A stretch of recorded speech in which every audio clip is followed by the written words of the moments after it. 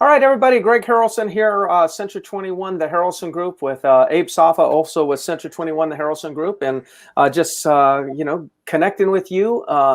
One more additional week of Myrtle Beach Real Estate TV. We want to share with you, the latest news, what we're seeing, that might be affecting the real estate market positively or negatively. And I will say there hasn't been a lot of negative things happening in the real estate market. I guess you would probably agree with that, right, Abe? 100%. And sorry about all the movement. I just realized my laptop's at 15%, so I wanted to plug it in before it dies on me. Yeah. Before you show us some of those good numbers you're going to show us, Hey, you and I were, just kind of chatting before we, started here, and you had some interesting news. I wanted to start one, also share something. I was talking to an agent in the office, and he was talking to one of the builders, in the area, and they were explaining how some of the ways that they determine whether or not they should increase prices. And so, this would just be one builder that told us this. So this doesn't apply, to everybody. But what they're looking at is they're looking at the supply, and when they, in a 2-week period of time, if they sell all the way, say 10% of the current properties that are on the market, if they sell that many of their inventory, they will actually increase prices. So it all comes down to what we always know is that a lack of supply causes prices to go up. So whenever they're starting to sell out of their inventory, then they just do a bump, whether or not building costs go up or not. They just do a bump because they know the market will bear it. So I just thought I'd share that information if people want to know, how are these builders calculating things, and how are they determine when to raise the price? As soon as they almost sell out of the inventory that they have, they raise the price every time. Yeah, that's interesting. And it makes sense, right? Supply and demand. So when there's less inventory, they can get more money. Yep, 100%. Exactly what they're doing. So what were some things that you wanted to share? So a couple of things, like, so I was looking at last year's numbers, and overall nationally, there was 5.6 million homes sold nationally, which was a pretty good number, but it was less than what we had expected because of what happened with COVID. So this year they're projecting 6.2 million homes sold. So we're expecting an increase nationally. Yeah. So one of the things, and then we're also expecting it in our market as well. You and I talk about it all the time, and trying to determine, will this be the best year ever? Right. So last year in our market, there was 18,000, just over 18,000 transactions in our association of realtors. I think this year we're going to break 20,000. I really do. So both of those are record numbers. Yeah. Do you know what? Do you know how many homes we sold last year? I mean, not in Myrtle, not our market, just nationally, roughly. I mean, it wasn't 6 million, right? It was in the 5 million. Yeah, it was 5.640. 5.6 million. Yeah. That's a major increase. Yeah. Major increase. Because it's very rare. Like it doesn't seem like, I think in my 20 years of being in business, I don't know, but maybe one other time that we ever went into the 6 million. Now, I could be wrong because I don't track it every single time or every single year, but I don't recall it being over 6 million, but one time. So if we hit that this year, that'd be the second time, at least in my tenure as an agent. Yeah, 6 million is pretty significant. Yeah, I mean, it's usually pretty consistent. It usually hovers in the 5.5 range. Going to 6 million is pretty significant. Yeah. And even us last year with 18,000 transactions, that's the most ever. Yeah. In our market, right? And then this year we're looking at, we could possibly break 20 if we can get some inventory relief, right? If we get some more homes out there, if we get some builders building, or some people decide to put their homes on the market and capitalize on these great prices, then we could break 20 million. Yeah. So you and I are always talking about, okay, how can we better prepare ourselves and better prepare our clients for what's to come, and not just be reactionary, right? So one of the things that I looked at this past week was the Mortgage Bankers Association puts out numbers on a weekly basis of how many purchase applications were submitted. So we're what, 6 weeks into the year so far? Every single week this year, there has been an increase in the number of applications relative to last year. Every single week. So all 6 weeks have been positive. Now, those increases range anywhere from 3%. I think the highest week might have been this past week, maybe at 18%. But if you average all of them out, it's just under 13%. So we're seeing a 13% increase in loan applications, which means more people are applying for loans, which kind of feeds right into what we were just talking about, that we think this is going to be a record-breaking year once again for 2021. Yeah, well, that's fantastic. Yeah, what about the forbearance, and what's the status of that right now? Yes, so U.S. Department of Housing and Urban Development just, I think yesterday, decided to extend the COVID-19 foreclosure and forbearance moratoriums. So what that means is that they're extending it all the way out until June 30th.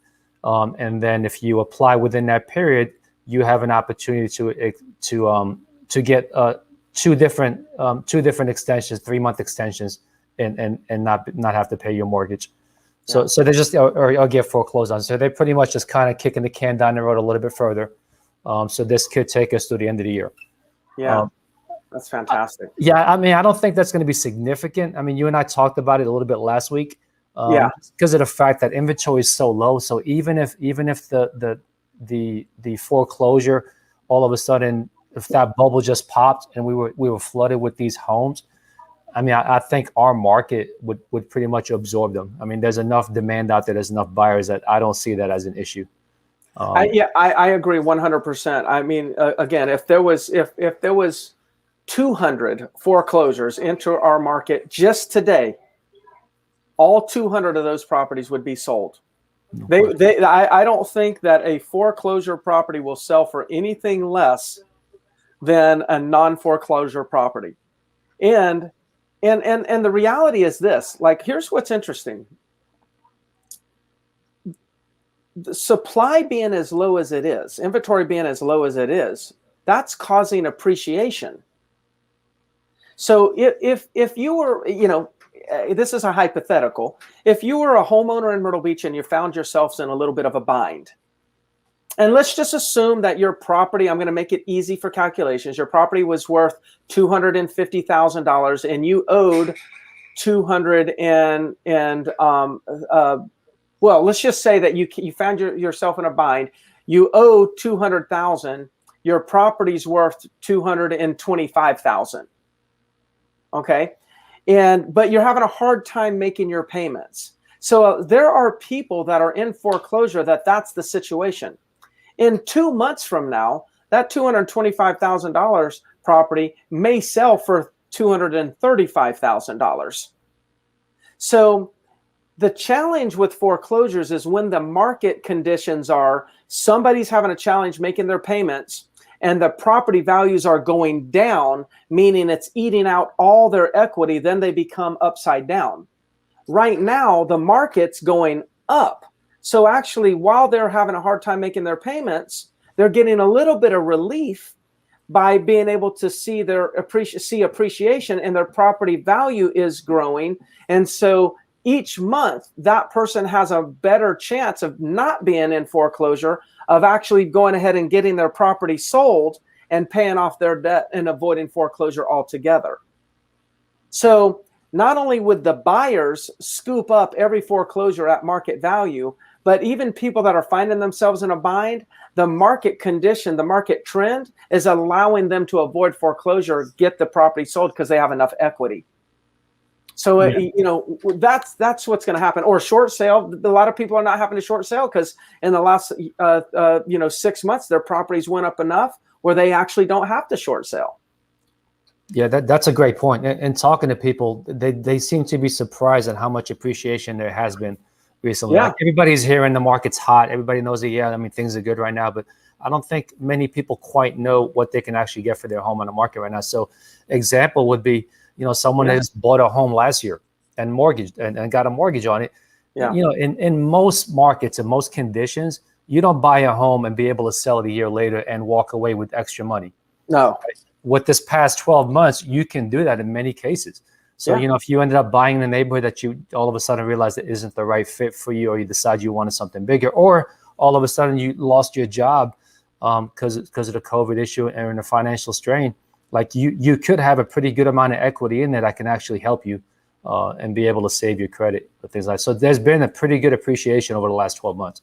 basically. Absolutely. Yeah. Absolutely. Well, good. Well, let's take a look at some numbers. I mean, I think we're going to probably see similar numbers, always getting a little bit tighter and tighter on inventory. I know I was looking in a community earlier and called Prestwick in the Myrtle Beach area, the south end of Myrtle Beach. And I think there's 9 pendings and there's 0 listings. And like the average days that it takes to sell a property, probably if we looked at the last 2 months, the average days on the market before it went under contract is probably less than 14 days. Yeah. Like, it's incredible. So what's the numbers telling us? Yeah, I mean, pretty much what you just said. I mean, across the board, it's super strong. Single family homes right now, we're kind of toying with that 60% mark.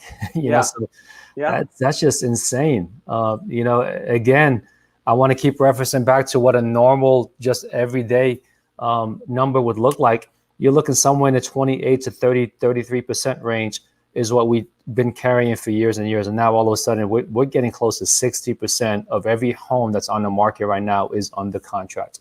Yeah. So that's all single family across the board. When you look at resale value, which is existing homes, leaving out new construction, again, that one's getting close to 60%. So this tells us that there's approximately 950 available properties in the entire MLS for buyers to buy resale properties. Am I reading that correct? Yeah, it's actually less than that, Greg, because this also takes into account any homes that are on a hold, don't show. Okay. So there's going to be a pretty decent amount of those. You're probably looking somewhere in the range of about 800 homes right now, 850 homes in total in our entire area. I mean, we're talking Horry and Georgetown County here. We're talking 2 counties. Yeah. 800 homes. That's out past Conway, all the way down to Georgetown, and on the other side of Georgetown, and all the way up to the North Carolina border, Little River. I even think this crosses into Ocean Isle, doesn't it? Doesn't Don? Yeah. So there are some North Carolina properties. Yes, there are North Carolina, like Calabash, Ocean Isle, those areas. Sure, and even Charlotte and whatnot. There's not a high volume of listings for those particular areas, but yes, it crosses the North Carolina line. Yeah, and there'll be some Loris homes as well, even some Georgetown homes. So that's a pretty wide area to have only 800 and something homes available for sale. Yes. Yeah, I agree. Good. What else? So new construction, again, super strong, 61%. And I will emphasize again that this even counts to be built. So this is even counting just dirt, with a potential floor plan that a buyer can buy and actually put on the contract. But because it is available on the MLS, I'm counting it in there as a number. So 61% of every single new construction home that's available is under contract right now. Wow. Okay. Yeah. Looking at the condo market, I haven't seen numbers like this. Maybe you have. No. Well, yeah. You're a lot older than me. 2006. Yeah, I'm a lot. No. I've been in the business a lot longer. You're older. But no, this is. I don't remember what it was. What the specific number was in 2006. But this is the type of. I do know that this is the type of environment that we had. The inventory levels were very, very low back in 2005 and 6 and even into 7. And then they started increasing, and then we know there was a crash. But I will say the difference between then and now is that the inventory was being depleted by these investors that were they were flippers. They were, I remember when this one grandmother, came to Myrtle Beach, actually never even came to Myrtle Beach. The grandson came to Myrtle Beach. He left, convinced her to buy 2 oceanfront condos in the small building called Landmark, or a lower price building called Landmark. And she bought 2 condos. She sight unseen, never seen them even when I sold them for her. So because what the strategy was is they were going to invest that money.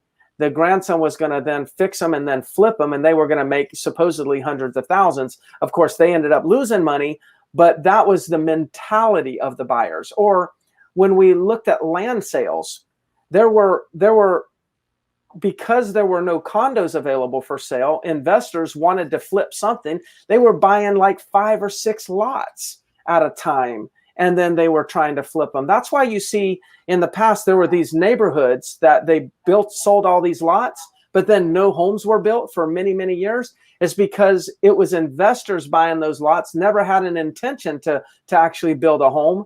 They were just going to buy and flip. They got caught in the market. But these are the types of inventory levels that we were experiencing back then.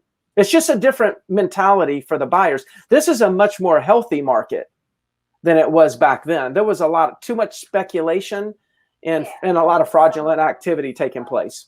No question about that. And that's a great analysis. That's exactly what we're seeing right now. So, I mean, there are still investors buying properties, but you don't have flippers. No one's buying it, trying to flip it 7 days from now because it's gone up, $20,000. We don't have that kind of market. That's right. So just as a reference point, since you brought up the bubble, real estate bubble, right now we're sitting just under 3 months supply of condo inventory in our market, which is extremely low. But if you go back to 2004, 5, I'm not exactly what the lowest point was. It might have been 6. There was just under a 1 month supply of inventory. Oh, so is that the case? So we're not there yet. No, but we're pointing in that direction. And I don't know if we're going to get there. I think me and you, I think we stated this last week, that we do believe that there is going to be an inventory issue with these condos, and we're starting to see that that's still continuing to trend that way. I bet you we see in the 2 month supply. I bet we do go down into the 2 month. I don't know if we'll go all the way down into the 1 month, but I feel we'll go down into the 2 month area. Yeah, and what I might do next time is break out the numbers off the ocean and see what that number by itself looks like, because I think we're starting to see a crunch on condos away from the ocean, on golf courses and things like that. Those numbers are really low. On the ocean front, there's still a pretty decent amount. Yeah, that would be helpful. I think that would be helpful because I know some of the off the beach condos, what's happening is people are going from, they're not being able to buy single family homes. So some people are relocating and said, hey, we'll just buy a townhome or a condo until we can find something else. So that's eating up some of that inventory. Yeah, exactly. Okay, so this is just the oceanfront. 31.71% of every condo on the market is under contract. 423 are pending. That's a really strong number for the oceanfront. Again, we typically see the inventory start to rise this time of year. Yes, it really isn't. Like last week on the oceanfront, there was 1,341 units available. This week, there's 1,334. So there's 7 less units available, but there's 42 more under contract. Yeah. So they're being gobbled up quicker than they can hit the market, and just not enough of them are hitting the market right now. And let's look at land lastly. We finally broke the 20% mark. Yeah. Which again is that's triple what we typically see in this market. Usually somewhere around 7 to 8%, 7 or 8%. It's been like that for years and years, and now we're at over 20% of what's out there is under contract. Yeah. Wow. It's incredible. Well, that's some amazing stuff. All I can say is, as we say each week, if there's anybody out there that's thinking about selling, we've been talking about this for many weeks. We can definitely help you.